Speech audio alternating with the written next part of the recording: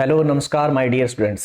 आज हम बात करेंगे जो आज आपका एग्जाम हुआ था, अभी 3:30 बजे खत्म हुआ था और किस तरह का एग्जाम रहा। वैसे देखा जाए तो पैसेज जो थी वो मैं आपको बता दूं, एसबीआई जो एग्जाम होते हैं कंडक्ट करवाती है हमारे जो गवर्नमेंट है, इंडियन गवर्नमेंट, उसमें से आए हुए थे दोनों ही। उसमें डेट भी लिख रखी है मैंने। आज मैं आपको बताऊंगा कि कौन सा जो पेपर था किस तारीख को हुआ था, वो भी मैं लेके आया हूं, इसमें आपको बताऊंगा और एनालाइज करेंगे कि किस तरह का एक पैटर्न रहा इस एग्जाम में। देखिए बेसिक सी बातें तो ये थी कि मैंने आपको पहले ही बोला था कि कुछ चीजें ऐसी हैं जो कि एनसीईआरटी बेस्ड होंगी। इस बार पेपर एनसीईआरटी बेस्ड ही है और आपने पेपर को पढ़ा है तो एनालाइज भी, हालांकि प्रश्न अलग नहीं थे, बस इतनी चीजें हैं कि आपको कंफ्यूजन में डाला गया है क्योंकि आपने अगर ठीक ढंग से एनसीईआरटी मतलब क्या समझ रहे हैं, किताबों को अगर अच्छे से पढ़ा है तो, क्योंकि गाइड से प्रश्न नहीं उठाए थे इस बार, बुक से ही आपको लाइनें दी गई हैं, उसमें से मेंशन किया गया कि उसमें से बताइए आप इस पैरा को कहां से लिया गया, क्यों लिया गया, उसको बोलने का क्या रीजन रहा होगा, इस तरह की बातें। हालांकि मेरे पास डी है और जो डी ग्रेड का पेपर है, यहाँ पे कोड डी है सेट, जो कि आप देख सकते हैं। और इसमें जो मैंने आपको 30-35 क्वेश्चन लिखवाए थे, इस कोड में तो सेम के सेम है, हालांकि बाकी पेपर मैंने देखे नहीं। तो चलिए एनालाइज करते हैं। मैं आपको इसमें आंसर भी बताऊंगा कि इसके अंदर किस तरह के आंसर रहने वाले हैं। मैंने आपको यहाँ पे आंसर की दिए, हालांकि मैं लिखूंगा नहीं क्योंकि आप लंबी ज्यादा वीडियो हो जाएगी, इसलिए मैं पहले से ही आपके आंसर टिक कर रखे हैं, हाईलाइट कर रखे हैं। तो चलिए पहले शुरुआत करते हैं हम यहाँ पर इस पेपर की। तो आप देख सकते हैं आपके सामने ये आज का ही पेपर है 2024 का, यहां पर आप देख सकते हैं और कोड है अपना डी। शुरुआत करते हैं पैसेज की। तो पैसेज जहां से आया हुआ था वो हम बात करेंगे कहां से आया था। तो ये जो पहला पैसेज था, देखो ये 4 तारीख को एक चौथे महीने के एग्जाम हुआ था। ध्यान देखें, आईबीपीएस का और एसबीआई, ये दोनों ही।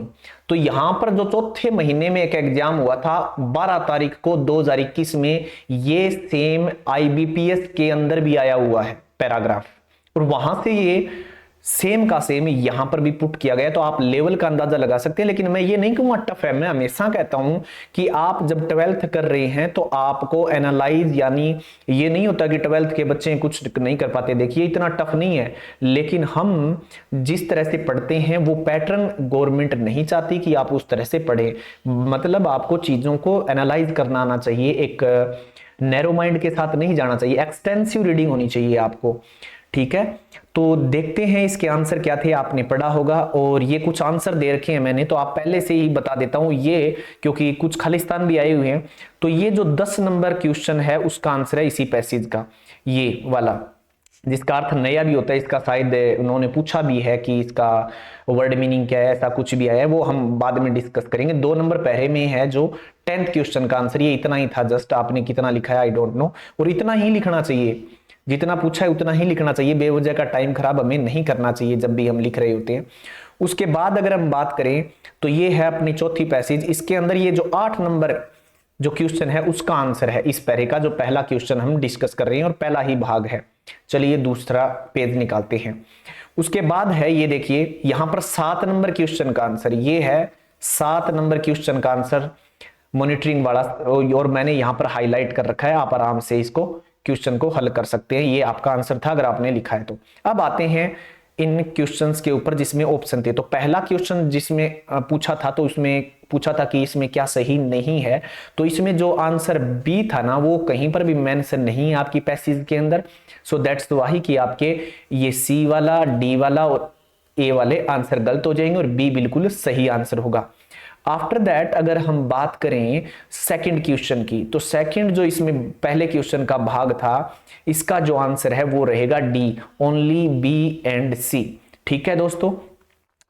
आफ्टर दैट हम बात करते हैं तीसरी चीज के ऊपर। बाकी भी आप देख सकते हैं हरियाणा के बाकी स्टूडेंट्स भी, उसके अंदर तीसरा क्वेश्चन है उसके अंदर जो है डी भाग, इसका आंसर सही जो था, और चौथे का आंसर रहेगा यहां पर डी। तो ये कुछ आंसर हैं आपके। आफ्टर दैट अगर हम बात करें 5वें क्वेश्चन में, आप देख सकते हैं बी आंसर है, नो टैक्स जो वाला है शुरुआत के अंदर लिख रखा है। अब ये मैंने बताया था छठे का आंसर न्यू, ये देखो मैंने बताया भी दिया, इसका सिनोनिम न्यू होता है, ठीक है ना दोस्तों। फ्रेश भी हो सकता था अगर पूछा जाता तो, लेकिन फ्रेश यहां पर दिया हुआ नहीं है। बाकी आपको क्योंकि पैसेज के अकॉर्डिंग लिखना होता है ना, तो आपको ज्यादा बेटर सूटेबल आंसर न्यू होता, क्योंकि ये ठीक है सेम एज होते हैं, बट इतना भी नहीं है नजदीक। हाँ ऑप्शन में हो तब अलग बात है। ये मैंने 7वें क्वेश्चन का आंसर बताया था, यहाँ पे लिख रखा है कि पैसेज नंबर 5 जाके देखिए, और 8वें नंबर का आंसर और 9वें क्वेश्चन का आंसर भी ये मैंने आपसे डिस्कस कर लिया था। चलिए आगे बढ़ते हैं। और उसके बाद 10th नंबर क्वेश्चन भी मैंने डिस्कस कर लिया, पीछे मैं आपको आंसर बताया इनका, जहां पे मैंने हाईलाइट करके लिख भी रखे हैं। अब आगे यहाँ पे देखते हैं एनुअली। वैसे वर्ड मीनिंग तो आपको जरूरत ही नहीं है, ये तो देखिए सालाना जो भी चीजें होती हैं हर साल उसके लिए शब्द यूज किया गया है, लेकिन फिर भी आपको आराम से ये हल कर दिया हुआ है। अब बात करते हैं सेकंड जो थी अपनी पैसेज, अथवा में जिसने ये की होगी, तो ये भी एसबीआई के एग्जाम में आई हुई थी। बताऊं मैं आपको कौन से में आई हुई थी, अभी हम डिस्कस करेंगे। तो उससे पहले हम देख लेते हैं आंसर, ठीक है। तो ये देखिए 9 नंबर क्वेश्चन, ये 9 नंबर क्वेश्चन का आंसर है, इसी का जो 9 नंबर भाग है उसी का आंसर है ये। आफ्टर दैट अगर हम बात करें नेक्स्ट पैराग्राफ में, तो देखिए ये क्वेश्चन नंबर सेकंड देखते हैं। सेकंड में क्या लिख रखा है, 1 मिनट, पहला क्वेश्चन छूट गया शायद, लास्ट में होगा, वो बात करते हैं। ये देखिए यहां पर पहला क्वेश्चन दे रखा है, तो इसका जो आंसर था ए था। और ये बता रहा हूं मैं 100% श्योर है, आप कहीं से भी कुछ भी कर लेना चाहिए, क्योंकि आप अलग अलग वेबसाइट पर भी जाके देखोगे तो उसमें क्या हो सकता है कि ऑप्शन कम या ज्यादा हो सकते हैं। तो आपको पहले पढ़ना है, क्योंकि आंसर पैसेज के अकॉर्डिंग होंगे ना, तो पहले पढ़ना है, क्योंकि कई बार 2 आंसर भी हो सकते हैं। लेकिन इसमें जैसे आपके 4 ऑप्शन दे रखे हैं, इसमें से क्या है, ए बिल्कुल सही आंसर है। चलिए अगला बढ़ते हैं। उसके बाद विच एनिमल हैज डॉक्टर, आप पढ़ लिया, आपने पढ़ा ही है, टाइम हम ज्यादा होगा और फिर वीडियो लंबी हो जाएगी। तो इसका जो आंसर था वो क्या है, रैट्स हैं। इसके बाद जो था तीसरा क्वेश्चन आपकी पैसेज का, उसके अंदर आपका ओनली 3 आंसर आना था, ओनली 3, ठीक है। ओनली 3 का मतलब आप देख सकते हैं आंसर था ये वाला, when rats with minor brain injuries वाला था, ठीक है। आफ्टर दैट हम बात करें what kind of brain injuries, ठीक है। चलिए इसमें आपका आंसर था ऑल आउट दैट अबव, और जो 5वां क्वेश्चन था इसका आंसर था बी। लेकिन आप पढ़ लें, क्योंकि आपका कोड अलग अलग है, पैसेज तो हो सकता है सेम ही है, तो यहाँ पे आंसर पढ़ लें पहले, ऐसे सीधा बी ना लगाएं, क्योंकि ए कोड है जिसका, बी कोड है, सी कोड है, वो पढ़ लें, क्योंकि मैंने हाईलाइट करके, हो सकते हैं ऊपर नीचे हो सकता है प्रश्न ऊपर नीचे हो, क्योंकि मैंने अभी दूसरा पेपर देखा ही नहीं है, सो आई कांट से एनीथिंग। चलिए उसके बाद आता है छठा क्वेश्चन। यहां पर स्टिमुलेट्स का मतलब क्या होता है भैया, प्रिवेंट, क्या होता है, प्रिवेंट होता है, ठीक है ना। ये तो बिल्कुल इजी सही था। और उसके बाद हम 7वां क्वेश्चन देखते हैं, कॉम्बैट, ये बी साइलेंट है, कॉम्बैट वैसे तो होता है, लेकिन इंडिया वाले हैं कुछ भी बोल रहे हैं, इसका अर्थ होता है लड़ाई करना, फाइट, ठीक है। और इसका तो बिल्कुल इजी था, सिग्निफिकेंट का मतलब नोटिसेबल करना, कोई चीज नोटिस करना जो नोटिस करने के योग्य हो, ठीक है ना। एबल और होगा साथ में, कभी अकेला नोटिस लिखा है तो वो गलत हो जाएगा। तो यहाँ पे 8वें क्वेश्चन का ये आंसर था अगर आपने लिखा है तो। उसके बाद हम बात करते हैं नेक्स्ट। चलिए उसके बाद है ये देखो, एक word meaning, total question number है ये अपना कौन सा, 9वां। तो मैंने पीछे जो 9 नंबर क्वेश्चन था उसका भी लिखा है, और ये जो 10th नंबर क्वेश्चन है इसमें क्या पूछा था, अपोजिट पूछा था, तो इसका अपोजिट होगा MINOR, ठीक है। उसके बाद आता है क्वेश्चन नंबर 2। तो यहां पर क्या है देखिए, मैंने पहले ही बताया था एब्रिविएशंस आपको यूज करनी पड़ेंगी, और कम से कम 3 और ज्यादा से ज्यादा 7, उसको एक डब्बे में बंद करना है, क्योंकि इसका नंबर मिलता है 1। अगर ये नहीं लगाए तो 1 नंबर कट हो जाएगा। तो जो टॉपर बच्चे होते हैं उनको इन बातों का ध्यान रखना होता है। दूसरा आपको क्या करना होता है, इसके अंदर ग्रामर का यूज न के बराबर करना होता है। न का मतलब समझ रहे हो, 1%, ओनली जस्ट 1%, बाकी सीधा शब्द लिखो, ठीक है ना। जितना, जैसे ये किसी का आंसर है मान लीजिए ये, तो इतना ही लिखो, फालतू नहीं लिखना, छोटे छोटे 3-3, 4-4 भाग लिखने हैं। और एक आपको क्या लिखना है, इसका टाइटल दे रहे हैं, तो पोल्यूशंस के ऊपर था ये, तो आप पढ़ा होगा आपने, और उसका एक बढ़िया सा टाइटल दे सकते हैं। हालांकि इसमें नंबर नहीं कटते। देखिए ये किस में आया था, तो आप ये लिखा हुआ पढ़ सकते हैं, SBI का क्लर्क का एग्जाम हुआ था, जो पहला एग्जाम होता है ना, क्योंकि 2 एग्जाम होते हैं, एक मेंस होता है एक प्री होता है, तो उस प्री में आया था ये 13 तारीख 2रा महीना सन 2018 में आया था। कब आया था, 2018 में। तो देखो लेवल, और मैं पहले ही कहता हूं, इसीलिए तो कुछ चीजें मैंने जब भी ग्रामर पढ़ाई आपको थोड़ा सा एक्स्ट्रा पढ़ाई, क्योंकि ये हरियाणा गवर्नमेंट है, एग्जाम बात गवर्नमेंट की है ही नहीं। दरअसल अपना जब +2 कर लेते हैं तो आपको एक बेस कंप्लीट होना चाहिए, जितनी भी ग्रामर है उसका भी तो दैट्स वाई हम सोच लेते हैं ये तो मोटी मोटी चीजें बतानी चाहिए। मोटी मोटी चीजें 6ठी 7वीं 8वीं 9वीं 10वीं 11वीं 12वीं 6 सालों में मोटी कहाँ रहेगी। 4 डेली करें तो 20 तो सारे रूल है तो कर ले, लेकिन हम करते नहीं ना, तो दिक्कत आती है। फिर एक साथ सब चीजें नहीं बताई जा सकती और फिर बताना भी पड़ता है, फिर लगता है मुश्किल। चलिए पहला यहाँ पे मोडाल से there are plenty of tomatoes, ये हम अभी कर लेते हैं। टमाटर हैं फ्रिज के अंदर, you dash not by any. देखिए पहली बात ऑप्शन नहीं होना तो बहुत इजी हो जाते हैं मॉडल करना। ये थ्योरी बेस्ड क्वेश्चंस जिस तरह से होते हैं ना सेम उसी तरह से मतलब आप पर डिपेंड हो जाता है। फिर क्यों? क्योंकि मॉडल है मूड, और मूड का मतलब है आपका अब क्या मूड है। अब आपका मूड क्या है, बिकॉज हमें ऑप्शन दिए ही नहीं है, तो ऑप्शन नहीं दिए हैं तो हमेशा ध्यान रखें डिनाई करने के लिए कैन नॉट भी यूज होता है, कैन नॉट भी यूज होता है और मे नोट भी यूज होता है। तो आपका जो दिल किया और आपने यहां पे आपके लिए सूटेबल आंसर पहले प्रेफर किसको करोगे, मे नोट को करोगे, क्योंकि नोट तो पहले से है ही तो मे आपने लगा दिया होगा। पहले प्रेफर मे को करो, ऑप्शन में ना हो तब कैन का करते, लेकिन अब तो अपने पास ऐसा कोई चक्कर ही नहीं है तो कुछ ऑप्शन में होता दिक्कत। तो तब ड्राइवर्स को क्या करना चाहिए जब रेड लाइट होती है, तो भाई अनिवार्य है ना, ये थोड़ी आपकी मर्जी, मैं सलाह नहीं दे रहा, यहां आपको मनाई कर रहा हूं, यानी मनाई कर रहा हूं। क्या है मनाई है मतलब मस्ट होगा, ठीक है ना, मस्ट स्टॉप। और आज का वाक्य था ना स्कूल में कुछ एक्स्ट्रा हुआ तो वो सोच लो, वो भी चीजें नहीं करनी चाहिए। हालांकि इस प्लेटफॉर्म पे मैं उस चीज का डिस्कस नहीं करूंगा, पर वो सब चीजें नहीं होनी चाहिए। अदरवाइज प्लेंटी लग गई हो गई या लगेगी, वी डोंट नो, बट ऐसा हो सकता है तो मस्ट है, ठीक है ना। आफ्टर दैट बढ़ते हैं आगे सेक्शन सी पे। चलिए यहाँ पे तो आंसर इजी है, ऑप्शन है तो मैंने निशान लगा दिया। नीड की जरूरत है, ठीक है जरूरत है भैया। कैन कुड आपकी बॉडी वगैरह वगैरह, और वो वहां पे कहाँ सामर्थ्य की बातें कर रही हैं, ऐसा कुछ है ही नहीं। हिम्मत का क्या है, हिम्मत की कोई वो नहीं है, तो यहाँ नीड आंसर सही रहेगा। चलिए नरेशन की बात कर लेते हैं। जॉन ने कहा था, तो यहाँ पे सैड टू को भाई आप टोल्ड लिख सकते हो, जब ऑप्शन ही नहीं हो ना तो बहुत ईजी हो जाता है। आस्क्ड लिख सकते हो, और क्या लिख सकते हो, बहुत सी ऐसी चीज। ऑर्डर मत लिखो जितना हो सके इतना, ऑप्शन हो अलग बात है, ऑर्डर नहीं लिखना चाहिए ना। क्यों, अब क्या है आस्क्ड टू पीटर, अब आगे क्या लिख दोगे, यहाँ टू जोड़ दो, बस इतना ही सही है और बाकी सही हो जाएगा। उसके बाद है he said to me I don't believe, तो यहां पे उसने मुझसे कहा कि मैं आप में विश्वास नहीं करता हूं, आई डू नॉट बिलीव, तो यहां पे पास्ट है तो यहां पर भी पास्ट आ जाएगा।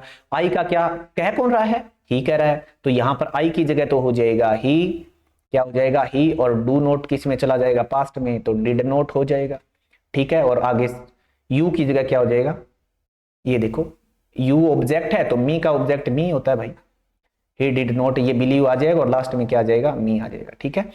ओके आगे बढ़ते हैं। उसके बाद आपका तीसरा आंसर बिल्कुल सही है, और नेक्स्ट देखते हैं। तीसरे का आंसर पहला रहेगा।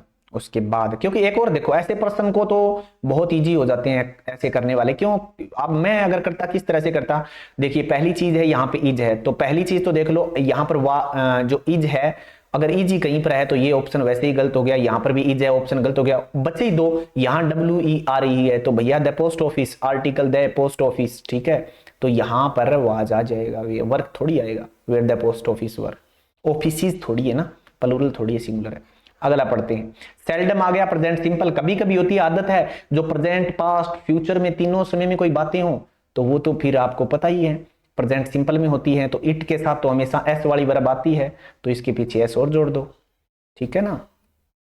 उसके बाद शिमला जाएगा, तो यहां पर कोई ऑफिशियल तो है नहीं भाई, टाइम टेबल की मोदी वगैरह वगैरह कोई जाएगा, मोदी जाता तो भाई प्रेजेंट सिंपल लगता है कि नहीं है, लेकिन अब मोदी नहीं जा रहा तो आई और वी के साथ तो क्या लगता है, सेल, और बाकी सभी के साथ क्या लगता है, विल, तो यहां पर आ जाएगा विल, और जो ब्रैकेट में है वो सेम का सेम। चलिए आगे बढ़ते हैं, तीसरा क्वेश्चन करते हैं। इसमें तो बहुत इजी है कि बच्चा रो रहा है, ठीक है ना, बिकॉज, अब कैसे पता चला मैंने इज क्यों लगाया, क्योंकि हम प्रेजेंट है, यहां पर भी टेंस देखना चाहिए हमें, यहां पर जो टाइम है वो प्रेजेंट का, इसलिए पास्ट यहां गलत, और ये फ्यूचर हो गया भाई, और ये भी पास्ट हो गया, तो ये गलत हो जाते, क्योंकि या तो फिर कुड होता तब दिक्कत आती।